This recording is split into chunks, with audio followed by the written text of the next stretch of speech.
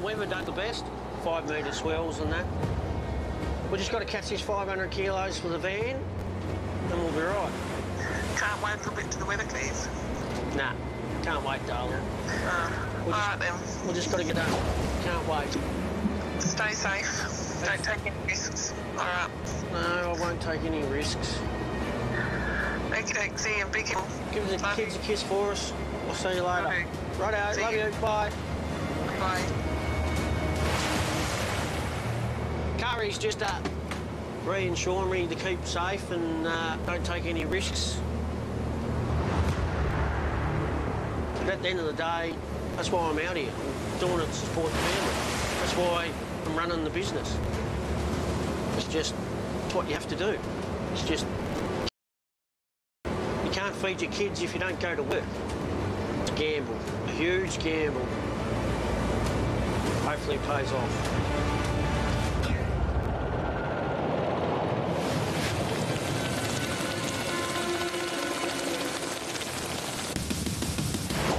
This time, that's where Squeezy told me not to go. Greenhorn skipper Bryce makes a desperate final play. Spot is the area I was told not to come back to. I'll get my balls chopped off by Squeezy, so...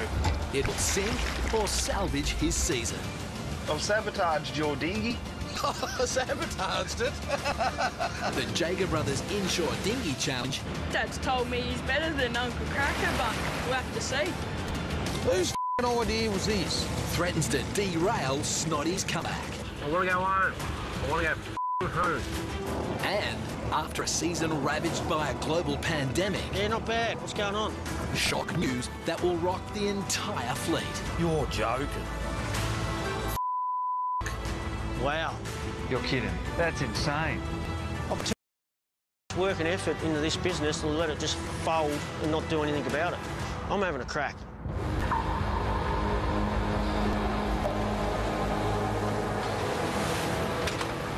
Remember, make more money sitting on my ass at home on the dole. The Southern Ocean. Fish are gone right off. Nothing in just really. And the crew of the Bold Contender is on its final day of a 4-day run at sea to resupply Squizzy's new mobile food van with fresh lobsters.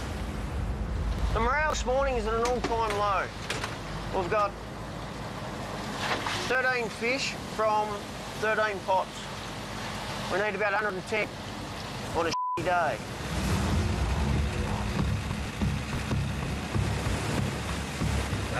Just wheeze you down, pulling these underling pump. I can tell the way Tober's feeling just by his body. He just wants this over as quick as me. There's only one person to blame, and that's me. Skipper Squizzy and deckhand Tabor were closing in on their 500-kilo target when disaster struck. If Tabor can't get the genset going, that's game over for us. I feel sick in the stomach. Tabor's mechanical prowess Righto, Squeezy, go and try that. helped to revive the ageing electrical generator. Oh, good catch, well done! Back in business, baby, back in business. But the machine is on life support. Two choices, we stay or we go. I'm staying. Let's get the 500 kilos on, mate. You think it's going to last? Look, we can keep putting band-aids on it, but it's got a life limit. Let's do it, baby, let's do it.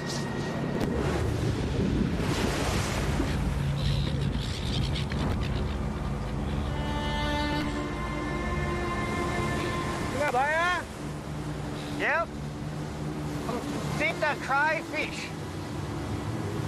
I've just pulled the last pot here and it's got fish in it.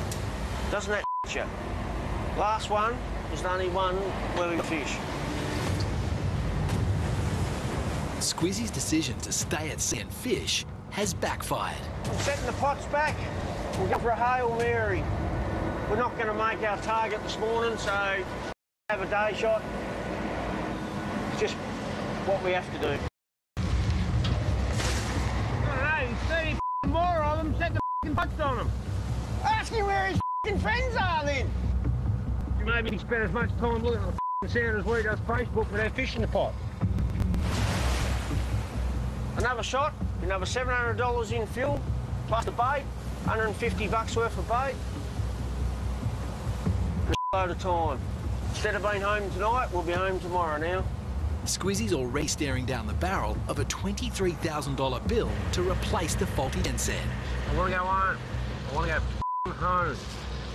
The last thing the veteran skipper needs is dissension in the ranks. When you're not catching fish, the buck stops with me. It's that's part of the pressure. You got a bloke out there, he gives you dirty looks. But that's all part of it. That's part of fishing. You got to take the good with the bad. At the end of the day, it stops with me though. You know, I decided to just put the pots way down to the south, and I totally failed. And now we've got to have another whole shot because of it.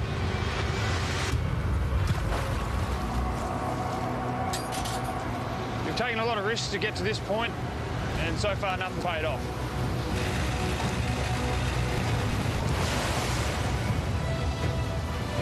I could be doing labouring work, you could be doing a hospital job.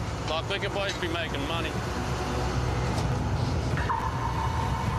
Off the south coast of Bruny Island, Greenhorn skipper Bryce desperately needs a win to enable him to start making repayments on his $150,000 boat loan. Another blank. Thoughts I'm sort of having a... Is it worth keep? Should I look at my other options? I've got another job, work normal hours, normal income. I don't have to worry, but I think it's the thrill of the gamble out here that all you need is one good day and that can make your whole trip, so I'm still just waiting for that day. Too broke to hire an experienced decky, Bryce took a punt on 18-year-old rookie Lockie. Oh, you f***ing dumb.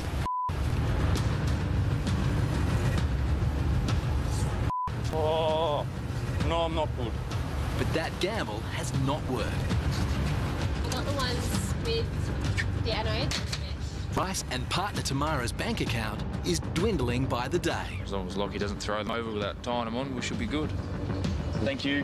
Appreciate it. That's okay. Be home in a few days once we fill the boat up. The last thing I want is my first year as a fisherman to be my last year as a fisherman. Well, the rookie crew is 7 days in, with only 133 kilos of lobsters on board. So far we're halfway to getting our goal of 250 kilos, but at the rate we're going, we've got 3 days left to get it. You know, things aren't looking good.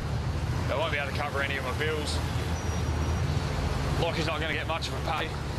Just don't know what's going to happen here. Lockie's on 7% of the gross catch. If the numbers don't improve, he'll take home less than $100 per day. When you pull the grapple in, do it so you're almost coiling it back up in one spot as you throw it. Just pull it in right next to you in a bit. Yeah. Yeah. Sweet. Oh!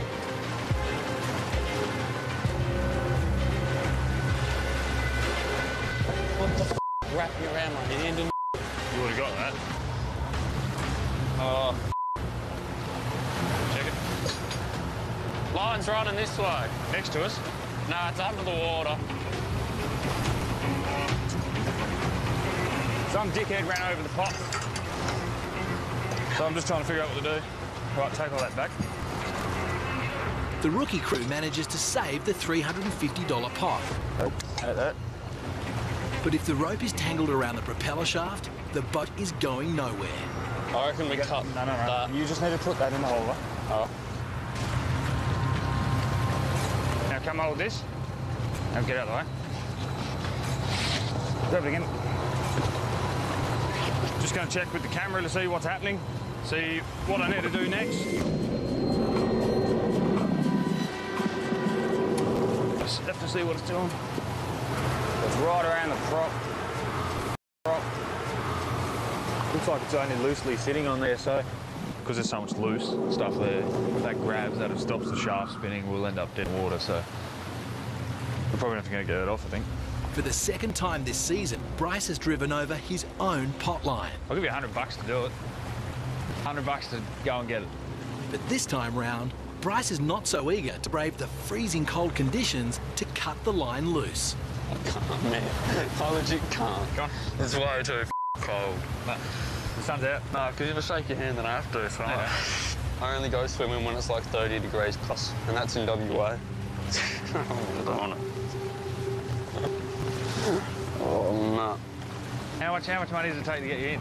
No amount of money will make me jump in. It's way too cold, man. Not until I get a wetsuit. Give you $100, pay increase to 8%. But I don't know if I want to do it still. Bryce is well behind in the race to hit his target. The longer it takes to break the deadlock, the more valuable fishing time they'll lose. I can't. I don't want to turn in my face either. I don't want to do this. It's too cold. I don't want to at all. I'm not doing it.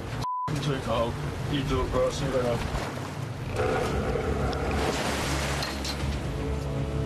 25, what's up? 25. Always a measure too, isn't it? South Cape, Tasmania. I haven't been to work for 4 months. We need to make some money, like we need some turnover. Skipper Snoddy's late start to the season has left him $260,000 down in revenue for the quarter. Well, it's cost a lot of money to go to sea, so I'm hoping the price is going to pick up and we can catch a few crays. We'd probably have to catch, I don't know, I'm only guessing, probably 300 or 400 kilo just to nearly break even. The processor said he could take half a ton of crays off us. So if we get half a ton of crays, I'll be happy with that. Snoddy's fish buyer has offered $55 per kilo for half a ton of lobsters. The buyers are saying that, you know, they can get rid of some into Sydney. Not a real good price, but they can get rid of a few, whereas before they could. We'll just hope that things improve while we're out. We'll just hopefully try and put a long trip in and give it time, and we might get a better price, who knows. So, yeah, we'll just have to wait and see how it all unfolds, I suppose. Jake, what the did you do? He's dead. More time at sea will help deckhand Jake dust off the cobwebs. 30. You just see there's no hope here. There's just no hope at all. With a newborn baby daughter to care for, it's hard to leave family behind, always is. The father of 2 is counting on a much-needed paycheck. We're here to make money because we haven't made much for a fair while now. It's been a few months. We haven't made much for a fair while now. We haven't made much for a fair while now. It's been a few months. We haven't done bugger all work. Bank account's getting low. It's been a tough time. The next pot's yours, mate. Oh, it's going to full of sea lice. Snoddy's 13-year-old son, Ryan, has come along to help him out. Hey! Oh, mate! Oh. You're joking me!